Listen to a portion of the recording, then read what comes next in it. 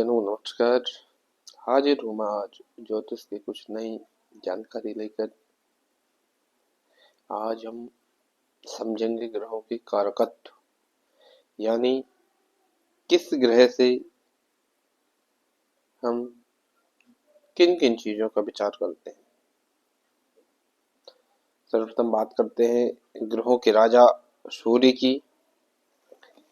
सूर्य से धातुओं की बात करें तो सोना और तांबा, इन धातुओं का कारकत्व सूर्य के पास है। उसके बाद बात करें जातक के अंदर कितना धैर्य है, जातक के अंदर कितनी शूरता है, कितनी वीरता है, जातक युद्ध में विजय होगा कि नहीं, जातक राजकीय सेवा में अपनी सेवा देगा यानी गवर्नमेंट सर्विस में अपनी सेवा देगा या नहीं। उसके बाद जातक की प्रसिद्धि, जातक अपने करियर में कितनी प्रसिद्धि प्राप्त करेगा, जातक कल्याणकारी कार्य करेगा कि नहीं, हवन आदि कार्य करेगा कि नहीं, जातक के धर्मशास्त्रों में रुचि है कि नहीं, उत्साह का विचार, जातक के अंदर उत्साह किस तरीके का है। और उसके बाद बात करें राजनेता होगा या नहीं, जातक राजनेता बनेगा या नहीं, लीडरशिप, जातक के अंदर लीडरशिप की क्षमता है या नहीं, नेतृत्व करने की क्षमता है या नहीं। ये सारे कारकत्व सूर्य के पास है। अगर कुंडली में सूर्य अपने उच्च डिग्री के साथ है, अपने उच्च मित्र के घर में है, अपने अपने घर में है, तो ये सारी चीजें जातक को मिलेंगी। ठीक इसके विपरीत अगर सूर्य नीच राशि में है, सूर्य बलहीन है, तो जातक को इन चीजों में दिक्कत आएगी। उसके बाद बात करते हैं चंद्रमा की। चंद्रमा माता का कारक, मन की शुभता, प्रसन्नता, जातक के अंदर भलाई का गुण कितना है ये हमें चंद्रमा से पता लगेगा। सफेद वस्तुएं जितनी भी हैं, लिक्विड फॉर्म में जितनी भी वस्तुएं हैं, सबका कारक चंद्रमा। भौतिक सुख साधन ये चंद्रमा के कारक है। मीठे फल, रसदार फल, रूप, सुंदर स्वरूप, जातक का स्वरूप कैसा है, जातक कैसे दिखता है, फूल, जातक को किस तरह के फूल पसंद है, जितनी भी फसलें सबका कारकत्व चंद्रमा के पास है। यश, जातक अपने लाइफ में कितना यश प्राप्त करेगा, उसका कारक चंद्रमा है। मोती, चांदी, इन धातुओं का कारक चंद्रमा के पास है। दूध, दही, वस्त्र, जल, स्त्री सुख, शरीर और भोजन, ये सारे कारकत्व चंद्रमा के पास है।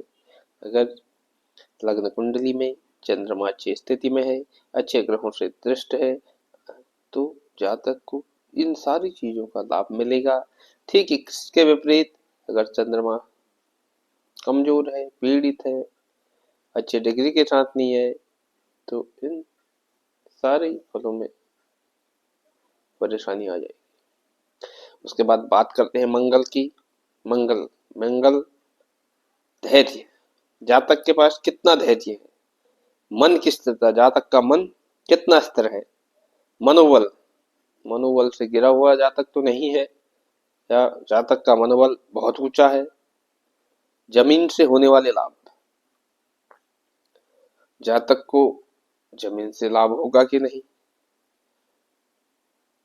भाई का सुख, क्रूरता, जातक के पास कितनी क्रूरता है, युद्ध, साहस, कितना साहस, देशभाव, शत्रुता, अग्नि, शस्त्र, अस्त्र, चोट, शत्रु, उत्साह, झूठ बोलना, पाप, घाव, चोट, एक्सीडेंट, इन सब का कारकत्व मंगल के पास है। अगर किसी जातक के कुंडली में मंगल कमजोर होता है तो जातक बार बार एक्सीडेंट का शिकार होता है। अगर मंगल कमजोर होता है तो घाव टाइम पे पूरे नहीं होते, घाव में दिक्कत बनी रहती है। अगर मंगल खराब है, मंगल सही नहीं है, तो अग्नि का भय रहता है, जातक को अग्नि का भय रहता है, शस्त्र से डर रहता है।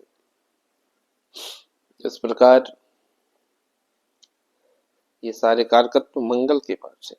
मंगल जातक की कुंडली में जिस भी पोजीशन में होगा उसी तरह के फल हमें मिलेंगे। उसके बाद बात करते हैं बुद्ध की। बुद्ध हमारे अंदर कैसी विद्यता है? वाणी, हमारी वाणी का कारक बुद्ध है। जातक की वाणी कैसी होगी? जातक गलत शब्दों का प्रयोग करता होगा या अच्छा मीठी वाणी बोलता होगा, कला में निपुणता, जातक के पास कैसी कला है? विद्वानों का सत्कार, विद्वानों का सत्कार जातक करेगा या नहीं? उसके बाद मामा का कारक भी बुद्ध है। विद्या, तर्क शक्ति, जातक की तर्क शक्ति कैसी है? वैष्णव भक्ति, वैष्णव भक्ति भी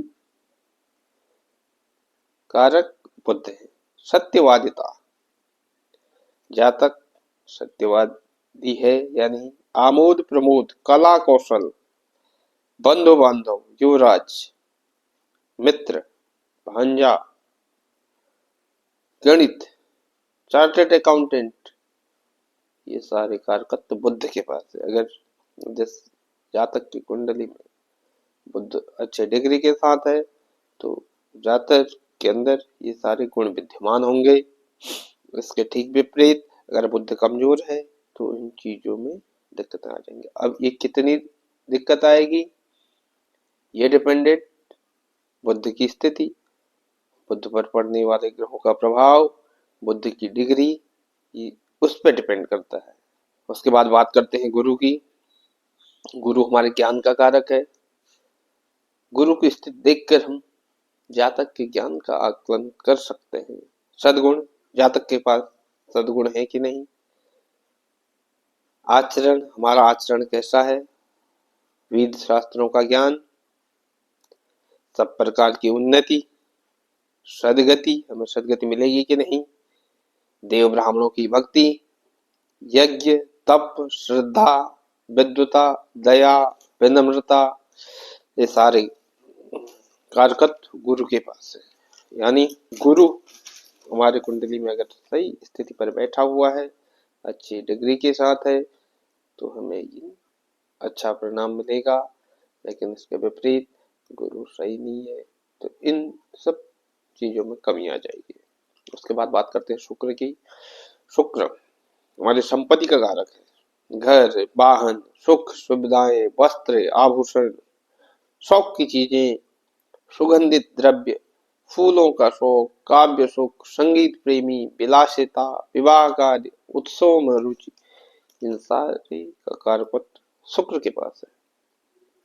शुक्र अच्छा तो जातक को इन सब चीजों का अच्छा लाभ मिलेगा। लेकिन इसके विपरीत अगर शुक्र अच्छा नहीं तो जातक को इन सारी चीजों में दिक्कतों का सामना करना पड़ेगा। उसके बाद बात करते हैं शनि की। शनि हमारा आयु का कारक है, मृत्यु का कारक है, भय, दुख, अपमान, रोग, दरिद्रता, नौकर, बदनामी, निंदित कार्य, विपत्ति, नीच लोगों से सहायता लेना, आलसपन, कर्ज, क्लेश, लोहा, कृषि उपकरण, सारे कृषि उपकरण, जेल यात्रा, बंधन, ये शनि के कारकत्व है। आदमी जीवन में कितना बंधनों से बंधा रहेगा, शनि ने अपने पास इन सारी चीजों का कारकत्व रखा हुआ है। जिस जातक की कुंडली में शनि अपनी अच्छी कंडीशन में होगा, अच्छी पोजीशन में होगा, तो इन सब कार्यों में, इन सब चीज़ों में जातक को अच्छा परिणाम मिलेगा। इसके विपरीत शनि अगर खराब है तो जातक को ये सारी चीज़ों में परेशानी आने लग जाएगी। आगे आपको बता दें, राहु और केतु किसी भी चीज़ के कारक नहीं है, क्योंकि ये छाया ग्रह है। आज के लिए दोस्तों इतना ही। फिर हाजिर होऊंगा ग्रहों की कुछ और डिटेल लेकर। तब तक के लिए नमस्कार।